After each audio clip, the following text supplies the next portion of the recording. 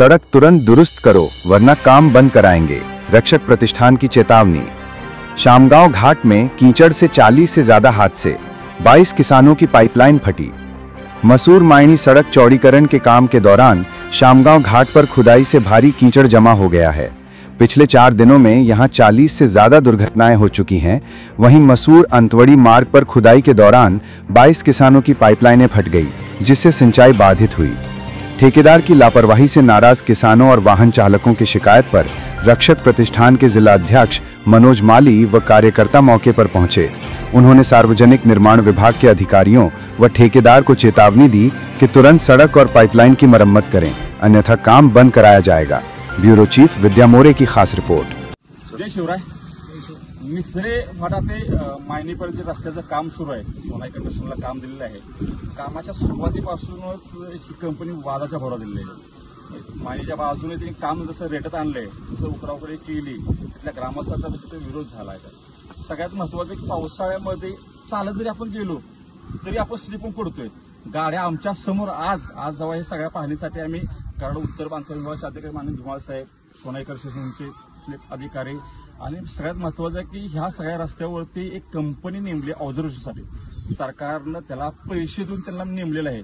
ती 5 लोकांची टीम आहे। ह्या सगळ्यांचं निष्काळजीपणा आहे याच्यामध्ये।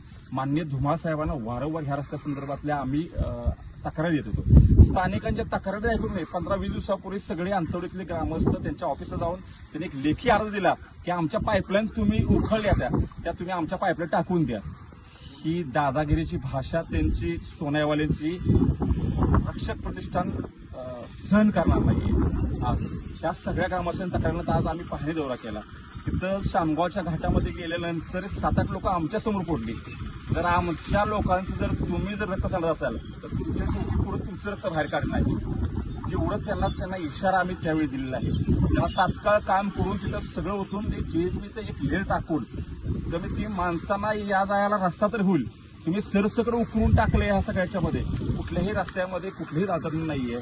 40 फूट आज आपण इथे थांबलोय, 40 फूट इथे थांबलोय, तिकडे 10 फूट हे उकारले ना। महसूल विभागाचं ह्याच्यावरती लक्ष आहे ना, बाकी कुठल्या विभागाचं लक्ष आहे ना। ह्या शेतकऱ्यांची व्यथा ऐकणारा इथं कोणी उरलं याच्यामध्ये। आज सगळे शेतकरी आम्ही रक्षक प्रतिष्ठानचे माननीय सुशील मोजर यांच्याकडे या सगळ्या तक्रारी गेल्यानंतर त्यांनी तात्काळ आम्हाला ह्या सगळ्या तक्रारीचं निवारण करायचं सगळ्यांना पाठवलेलं आहे। याच्यामध्ये आम्ही रक्षक प्रतिष्ठानचे सगळे मावळे इथं आलेलो आहे। ह्या सगळ्या ह्याच्यामध्ये सोनाईवाल्यांना आम्ही एक सांगितले, आज तात्काळ हे जे रस्त्याचं काम जे त्यांनी चालू केली आहे त्याची चिखलामुळे जी घसराघसरी होते ते तात्काळ सगळं बाकीची कामं बंद करायची आणि ते काम चालू करायचं। शेतकऱ्यांच्या ज्या पाईपा त्यांचं नुकसान केलेलं आहे, ज्या पाईपा टाकून द्यायचे आहेत, ते नुकसान केलेले पैसे तात्काळ आजच्या आज द्यायचे आणि ज्या शेतकऱ्यांच्या पाईपा तुम्ही उकळणार त्या शेतकऱ्यांना पाईपा तुम्ही लगेच टाकून द्यायचे। तोपर्यंत सोनाईवाल्यांना आम्ही काम करून देणार नाही असा एक इशारा इथं दिलेला आहे। इथून पुढच्या काळामध्ये जर सोनाईवाल्यांनी त्यांची कामाची पद्धत जर सुधारली नाही तर इथं त्याच्या सगळी यंत्रणा करून त्यांच्या तोंडला काळापासून सोनाईचं जे पार्सल जे सातारा चाललंय कुठून ते हायाचं रिटर्न पाठवणार आहे। ही सगळी नॉन मराठी लोक जर आमच्या अंगावरती जर सोनाईवाले टाकणार असेल तर त्यांचं पार्सल कुठं पाठवायचं हे आम्हाला चांगलं कळतं। मी आज या माध्यमातून महसूल विभागालाही कळतोय की इथं जास्त 40 फूट सोडून जास्त बाहेर केले ह्याने तिथला सगळा मुरुम उचलला। उत्खननाची परमिशन ह्याने घेतली का? जर नसेल घेतली तर सर्कल घेतले जे आहेत आणि घेतलेला महसूल विभाग आहे।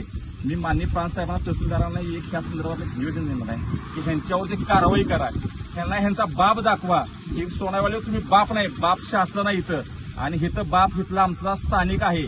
तुम्ही बाप नाही, आमचं बाप आणायला गेला तर तुमचं थोबाड फोडण्यात येईल एवढा एक इशारा दिलेला आहे याच्यामध्ये। आणि ह्या सगळ्या अडचणीचं एक सोनाईवाल्यांना आम्ही पाहणी करून माननीय धुमाळ साहेबांनी बी त्यांना एक सूचना दिलेल्या आहेत या सगळ्या बाबतीत याच्यामध्ये। ह्या जर सूचना जर मला नाही केलं येत्या या 4 दिवसामध्ये तर ह्या रस्त्याचं काम बंद करणार आणि त्याची यंत्रणा सगळी फोडून ह्या सगळ्यांना हाकलून टाकणार। ह्यांनी इथं आमच्या इथं केले, इथं मुरुमाचं उत्खनन किती होतं, किती प्राचं उत्खनन केलंय ह्याच्यावरती महसूल विभागाचं कुठलं नियंत्रण नाहीये। ही जी जाणीव महसूल विभागाला आम्ही करून देणार आहे।